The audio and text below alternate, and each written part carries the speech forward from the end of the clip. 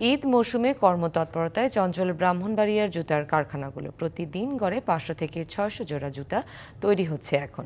স্থানীয় চাহিদা মিটিয়ে জুতা যাচ্ছে দেশের নানা প্রান্তে। দিন দিন বাজারের প্রসার ঘটায় খুশি মালিক শ্রমিকরা। ঈদের নতুন পোশাকের সাথে নতুন জুতা এখন স্বাভাবিক চাহিদার মধ্যে পড়ে। সেই চাহিদায় এখন ব্যস্ত ব্রাহ্মণবাড়িয়ার জুতা কারখানাগুলো। কাজের চাপে ঘুম উঠে গেছে শ্রমিকদের। ঈদের মৌসুমের অপেক্ষায় থাকেন মালিক শ্রমিকরা। জেলায় 40টি অটো জুতার কারখানা ছাড়াও প্রায় অর্ধশত হাতের তৈরি কারখানায় 5 থেকে 6 হাজার শ্রমিক দিনরাত কাজ করছেন। এসব কারখানায় প্রতিদিন লেডিস, জেন্টস, শিশুদের প্রায় 1 লাখ জোড়া জুতা তৈরি হচ্ছে।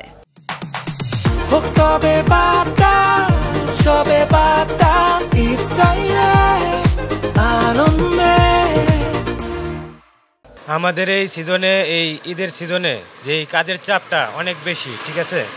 আমাদের যে টার্গেট আছে, এই টার্গেটটা আপনার এই পুরা করার জন্য আমাদের দিন রাত্রে কাজ করতে হয়। এখন আমাদের রাত দিন সমানে কাজ করতে হয়। আপনি মনে করেন কাজের চাপটা এখন বেশি, তো এই কারণে একটু চাপটা করতে হয়, কভার দিতে হয় রাত। অপরদিকে বিদ্যুৎ সমস্যার কারণে স্বাভাবিক উৎপাদন ব্যাহত হচ্ছে। উৎপাদনের ধারাবাহিকতা রক্ষায় নিয়মিত বিদ্যুৎ সরবরাহের দাবি কারখানা মালিক ও শ্রমিকদের। ওয়ার্কার কারেন্ট থাকে না, এরপরে কাঁচামাল পাওয়া যায় না, এই ধরনের সমস্যা, অনেক সমস্যাই আছে। আমরা চাই সরকার এটার প্রতি একটা সুদৃষ্টি দেখ। সিজনটা হলো আপনার সবরাত থেকে পুরা রমজান মাস।